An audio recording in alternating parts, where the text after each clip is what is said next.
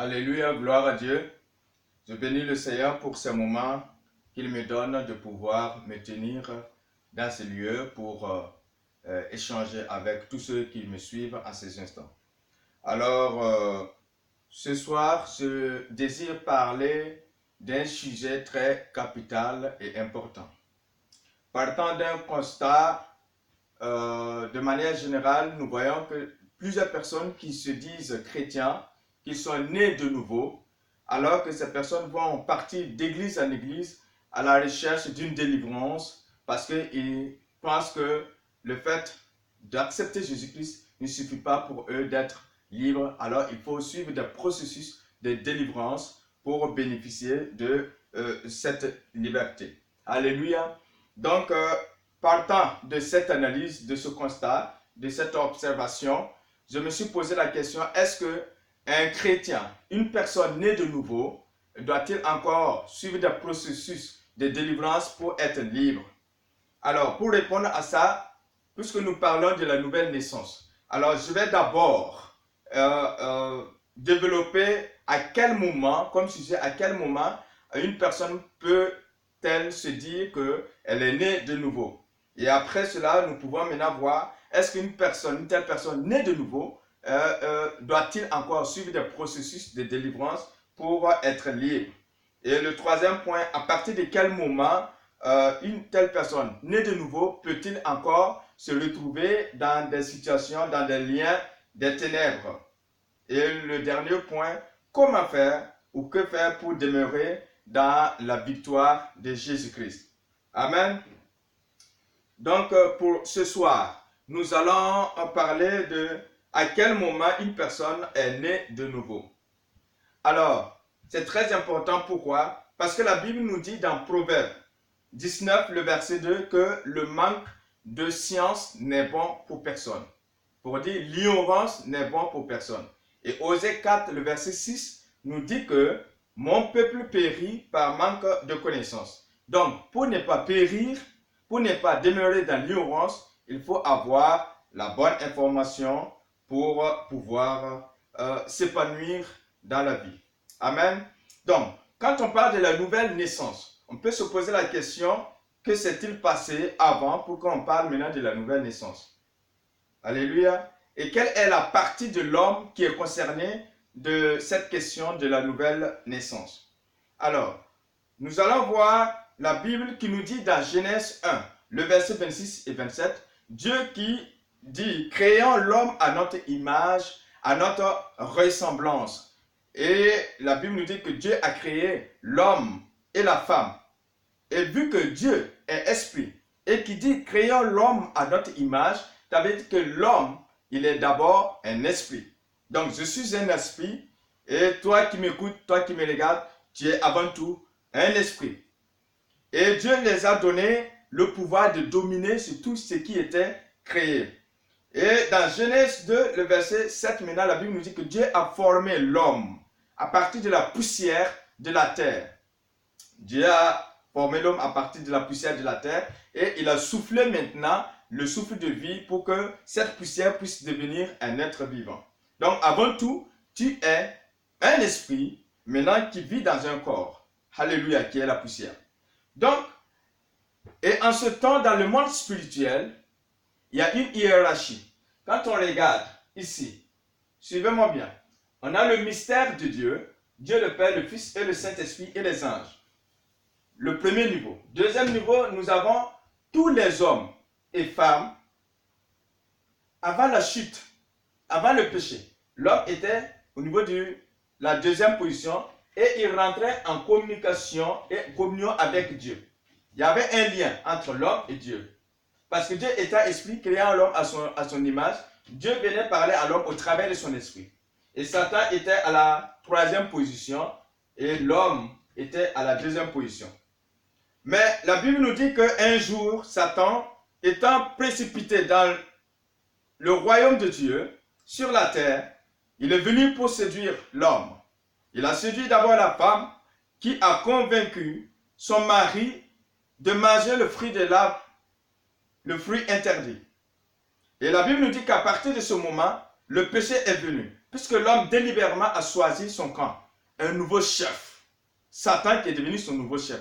Alléluia. Donc c'est Satan maintenant qui gouverne le monde. Et en ce temps, la hiérarchie va changer.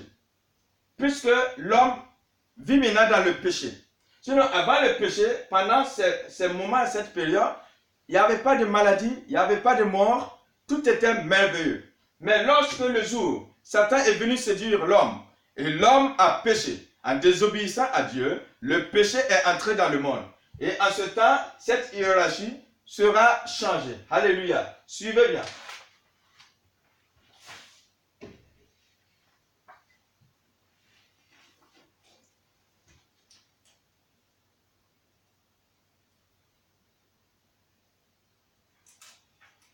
Voilà.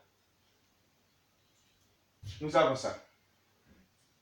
Alléluia. Quand le péché est entré dans le monde, la Bible nous dit dans Genèse 3, le verset 23, que Dieu a chassé l'homme de sa présence. Et vu que l'homme n'est plus dans la présence de Dieu, alors dans le monde spirituel, la hiérarchie va changer. Dieu, il est toujours là. Mais maintenant, c'est Satan qui a occupé la deuxième place. Les mauvais esprits, les démons. Et l'homme est au niveau de la troisième position. Et vu que l'homme ne peut plus rentrer en communication et communion avec Dieu, alors l'homme est livré à lui-même. Il est livré à ses penchants.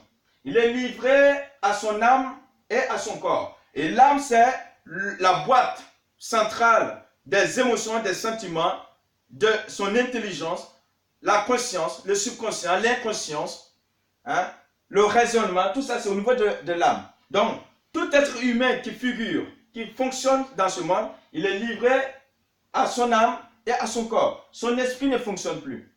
Parce que la Bible est claire. Dieu avait interdit l'homme que le jour qu'il mangerait le fruit de l'arbre, il allait mourir. Mais quand ils ont désobéi, ils ne sont pas morts physiquement, mais leur esprit était mort. Donc l'homme ne pouvait plus rentrer en relation avec Dieu. Il a été chassé de la présence de Dieu. Donc il est livré à lui-même. Et Satan a de l'influence maintenant sur l'homme. Et Satan domine sur l'homme. Les maladies maintenant sont infusées dans la vie de l'être humain et l'être humain souffre. Voilà pourquoi l'homme qui est livré à son âme et à son corps, qui n'a plus son esprit vivant, alors il va vivre dans le péché, dans l'impudicité, dans l'adultère, dans la fornication, dans les pratiques contre nature et tout ce qui s'ensuit. Et il trouve cela est normal. Et il prend plaisir dans le péché. Et d'autres vont dire que Dieu n'existe pas. Parce qu'ils ne peuvent plus recevoir quelque chose de Dieu. Ils ne peuvent plus parler avec Dieu, qui est pur, qui est saint. Dieu aime le pécheur, mais Dieu haït le péché. Voilà pourquoi Dieu ne permet pas que le péché demeure dans sa présence. Alléluia. Et la Bible nous déclare dans Romains 3, le verset 23, que tous ont péché et sont privés de la gloire de Dieu. Peu importe la personne, qu'il soit américain, qu'il soit africain, qu'il soit européen, qu'il soit asiatique ou quoi que sais-je, tout le monde, tous ont péché. Tous ceux qui sont nés d'hommes et de femmes que vous voyez sur la terre sont tous des pécheurs. Et la Bible nous dit dans Romains 6, 23 que le salaire du péché, c'est la mort. Mort spirituelle. Il y a la mort physique, mais d'abord la mort spirituelle. Voilà pourquoi l'homme ne pouvait plus rentrer en contact avec Dieu. Il a été chassé et l'homme a été séparé de Dieu. Et c'est Satan maintenant qui occupe la deuxième position et qui domine sur l'homme. Parce que là où Dieu avait dit à l'homme, le jour que tu marcherais, tu allais mourir, c'est dans Genèse 2, le verset 17. Alléluia. La Bible est claire. Mais Dieu aime l'homme qu'il a créé à son image. Voilà pourquoi Dieu a fait le premier pas pour aller vers l'homme. Parce qu'il y a un prix qui devrait être payé. Du sang qui devrait être versé pour qu'il y ait pardon du péché. La Bible nous dit qu'il faut qu'il y ait infusion du sang pour qu'il y ait pardon du péché. Mais ce péché-là, c'est le sang qui devrait être versé. Ce n'est pas le sang de n'importe qui. C'est un sang pur. Pur. Alors que nous savons que tous les hommes ont péché. Peu importe le nom de cette personne, qu'il soit chef religieux, qu'il soit prophète, tous tous ceux qui sont nés d'hommes et de femmes sont le fils d'un pécheur. Donc il n'y avait personne qui pouvait payer le prix pour cela. Mais il y a une personne qui n'a jamais connu ou commis le péché, et cette personne c'est Jésus-Christ de Nazareth, le Fils de Dieu. Alléluia. Il a payé le prix pour que tu sois sauvé. Il a payé le prix pour que moi je sois sauvé. Alléluia. La Bible nous dit que Dieu, Jésus, quand il est venu, il a pris le corps, la chair humaine qui représente le péché, le corps plein de péché. Et il est mort, il est ressuscité pour que celui qui l'accepte soit sauvé. La Bible nous dit dans Jean 3,16, car Dieu a tant aimé le monde, qu'il a donné son Fils, afin que quiconque croit en lui ne périsse point, mais qu'il ait la vie éternelle. Alléluia. Si tu crois au Seigneur Jésus, tu seras sauvé. Si tu l'acceptes dans ta vie, tu seras sauvé. Jésus-Christ, c'est celui-là qui n'a pas un père biologique. Le seul. Il y a d'autres souvent sur le terrain de l'évangélisation qui disent que oui, il y a beaucoup de prophètes. Jésus, c'est un prophète. Oui, pour vous, il est un prophète. Mais pour moi, c'est le Fils de Dieu qui est né de la parole de Dieu et de la puissance du Saint-Esprit. Et qui est le seul qui n'a pas un père biologique. Alléluia. Tu as le droit de mettre ta confiance dans la religion, sur les prophètes, sur la science, sur la philosophie, mais aucun de ces éléments-là peuvent te garantir la vie éternelle. Ce qui peut te donner la vie éternelle, c'est Jésus-Christ de Nazareth. Il te suffit de croire. Alléluia. Si tu crois, tu verras ce que Dieu fera pour toi. Amen. Alors, mais comment faire pour naître de nouveau? Pour naître de nouveau, la Bible nous dit, le salut est acquis par la foi, la grâce, par le moyen de la foi. La Bible nous dit dans Romains 10, le verset 9, c'est de croire du cœur que Jésus-Christ est le Fils de Dieu, il est mort, il est ressuscité, et confesser de sa bouche, ça veut dire inviter Jésus-Christ dans ta vie pour qu'il soit le Seigneur de ta vie. C'est en cela que tu seras sauvé. Mais est-ce que tu crois ce que je suis en train de te dire? Est-ce que tu acceptes cette parole qui peut te donner le pouvoir de devenir enfant de Dieu? Si tu crois mais tu n'acceptes pas, tu ne peux pas bénéficier de cette grâce. La Bible nous dit que les démons croient et tremblent, mais ils ne sont pas sauvés. Donc si tu crois qu'il y a un Dieu qui existe, mais tu n'acceptes pas, tu ne l'invites pas, tu ne confesses pas, tu ne proclames pas, tu ne peux pas bénéficier de cette grâce, de ce salut. La Bible nous dit dans Tite 2, le verset 11, que car la grâce de Dieu, source de salut pour tous les hommes, a été manifestée. Donc, le prix a été déjà payé. Pour que toi tu sois sauvé, pour que je sois sauvé. Moi, je suis déjà sauvé parce que j'ai cru, j'ai confessé, Jésus habite en moi. Donc, je suis sauvé. Mais toi, est-ce que tu es sauvé? Est-ce que tu as confessé Jésus-Christ? C'est très important parce que le temps est pour toi d'accepter Jésus-Christ pour bénéficier de cette grâce. On est sauvé par grâce, pas par les œuvres. On est sauvé par grâce au moyen de la foi. Alléluia. Alléluia. Sois humble mon ami, sois humble ma soeur. Et répands-toi de tes péchés. Tous ceux qui sont nés d'hommes et de femmes sont nés sur le territoire du péché. Et lorsque tu meurs dans ces conditions, tu ne verras pas celui-là qui t'a créé, qui est saint. Alléluia. Et lorsque je parle de cela, il y a quelqu'un qui peut me dire, oui, mais j'ai fait beaucoup d'œuvres humanitaires, donc Dieu qui est amour, il va me sauver. Non, Dieu il est amour, mais il a des principes. Et Dieu ne va pas violer ses principes. Alléluia. Tu fais des œuvres humanitaires, mais si tu comptes sur tes œuvres pour bénéficier du salut, le jour que tu vas quitter la terre, si tu n'as pas accepté Jésus-Christ, après la mort, il n'y a plus de possibilité. Puisqu'il n'y a pas de messe de requiem pour toi, pour payer.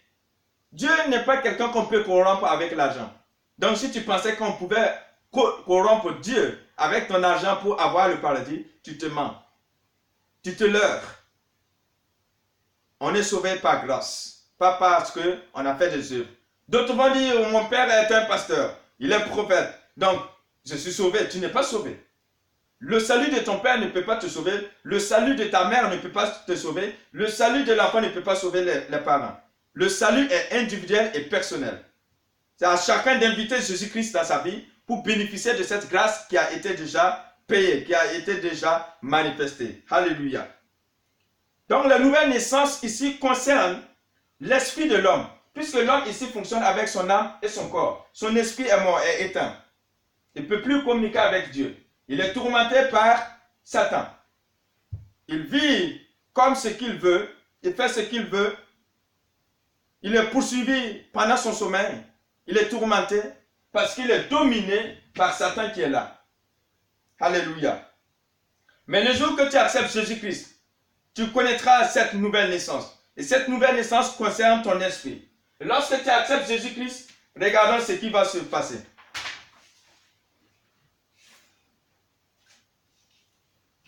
Le jour que tu acceptes Jésus-Christ, Dieu, il est toujours là.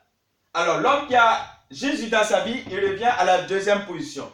Il est couvert du sang de Jésus, il est né de nouveau. Et Satan se trouve à la troisième position maintenant, avec les démons, les mauvais esprits. Donc, c'est l'homme maintenant, de nouveau, qui peut rentrer en relation avec Dieu. Puisqu'il est né de nouveau, il a été pardonné de ses péchés, il a confessé Jésus-Christ, il peut communiquer avec Dieu, il a un lien avec Dieu. Et Satan est à la troisième position, c'est l'homme maintenant qui domine sur Satan. Et lorsqu'on parle de nouvelles, de naître de nouveau, Jean 3 nous dit qu'il y a un homme, le docteur de la loi, Nicodème. Tard dans la nuit, il est parti vers Jésus pour dire, nous savons que toi, si quelqu'un ne vient de Dieu, il ne peut pas faire ce miracle. Mais dis-moi, comment faire pour être sauvé? Et Jésus dit à Nicodème, pour être sauvé, c'est naître d'eau et c'est naître de nouveau. Il a commencé à dire, c'est naître de nouveau. Et Nicodème dit, comment est-ce que moi je peux naître de nouveau? Est-ce que quelqu'un qui est devenu vieux comme moi peut rentrer encore dans le ventre de sa mère pour renaître? Jésus dit, non, je ne parle pas de cette naissance. C'est naître d'eau et de l'esprit. Alors, naître d'eau, c'est naître de la parole de Dieu. La Bible nous dit dans Jean 1, au commencement était la parole. La parole était avec Dieu. Cette parole était Dieu. C'est cette parole qui a été faite chair. Jésus-Christ de Nazareth qui marche au milieu de vous. C'est ce Jésus que je suis en train de te parler. Qui a pris tes péchés. Le péché que tu devrais payer pour être sauvé. Mais Jésus a payé le prix à ta place. Mais il te suffit simplement de croire et de confesser Jésus-Christ et tu bénéficies de ce salut-là. Alléluia. Et la Bible nous dit dans Jean 1, le verset 12 et 13, que cette naissance-là, que car tous ceux qui l'ont reçu, qui ont reçu qui? Cette parole qui était au commencement. Cette parole leur donne le pouvoir. Ça veut dire que Jésus leur donne le pouvoir de devenir enfants de Dieu, lesquels ne sont pas nés ni de la volonté de la chair, ni de la volonté du sang, ni de la volonté de l'homme, mais cette personne est née de Dieu. Alléluia. Donc, Dieu vient, il crée un homme nouveau en toi. Lorsque tu invites Jésus-Christ en toi. Et ton esprit est recréé, régénéré. Alléluia. Tu renais nouveau. Et cet homme nouveau, il ne pêche pas. Cet homme nouveau, il a la haine du péché. Cet homme nouveau, il domine sur le péché. Cet homme nouveau, il aime les choses de Dieu. Cet homme nouveau, il peut rentrer en communication avec Dieu qui l'a créé. Alléluia. Lorsque tu comprends ce message, ta vie ne sera plus la même chose. Parce que la religion ne peut pas te sauver. Mais Jésus-Christ, il a la capacité, il est puissant pour te transformer, pour te donner le pouvoir de devenir enfant de Dieu. Et cette naissance concerne non pas ton âme, ni ton corps, mais c'est ton esprit qui est régénéré par la puissance du Saint-Esprit et la parole de Dieu, de sorte que tu puisses encore de nouveau rentrer en relation avec Dieu, le Créateur, celui-là qui t'a créé à son image, à sa ressemblance. Alléluia. Et maintenant, Satan ne peut plus te dominer, mais c'est toi au contraire, à ta position ici, tu domines sur Satan, sur les mauvais esprits et sur les démons. Alléluia. Si tu comprends ce message et que tu n'as pas encore expérimenté Jésus dans ta vie, invite-le dans ta vie ce soir. Parce que la vie ne t'appartient pas, mon ami. Tu ne sais pas dans quelques heures ce qui peut arriver. Mais ces instants, ce temps présent, à l'instant T, c'est pour toi de remettre de l'ordre. Parce que du moment que tu es né d'homme et de femme et que tu vis sur cette terre, tu es né sur un territoire, le territoire du péché. Mais la religion ne peut pas te sauver. Le chef religieux ne peut pas te sauver. Ta philosophie ne peut pas te sauver. Mais c'est Jésus-Christ de Nazareth. Cette parole, lorsque tu la reçois, elle te donne le pouvoir de devenir enfant de Dieu parce que tu n'es pas né d'un homme. Et cette naissance, c'est au niveau de ton esprit qui est régénéré, de sorte que tu puisses non plus vivre selon ton âme et ton corps, mais c'est ton esprit maintenant qui devient le nouveau capitaine. Et en ce temps, tu vas marcher dans la sainteté et tu vas marcher dans la pureté. Et celui qui est né de nouveau, il meurt de son vieil homme. Il meurt de tout ce qu'il avait comme habitude de faire. Il a la haine du péché. Il est conduit par le Saint-Esprit et il aime les choses de Dieu. Alléluia. C'est cette personne-là qui est née de nouveau. Il crucifie la chair. Il n'a plus de volonté. Mais maintenant, il vit pour Jésus-Christ. Il aime marcher dans la sainteté. C'est cette personne qui est née de nouveau. Mourir en soi et laisser la vie de Jésus se manifester au travers de toi pour que tu deviennes une source de bénédiction pour des multitudes. Alors, si tu as bien compris ce message, et c'est ma prière que tu comprennes, que Dieu t'ouvre l'intelligence, que tu comprennes et que tu mettes cela en application pour vivre heureux, non seulement sur la terre, mais aussi garantir ton éternité parce que la vie ne t'appartient pas. Sur ce, nous allons nous arrêter là pour aujourd'hui.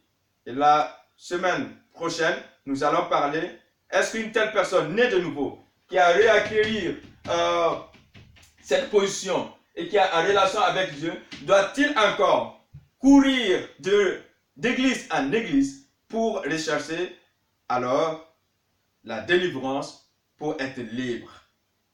Alléluia. Que Dieu vous bénisse. Si cela vous a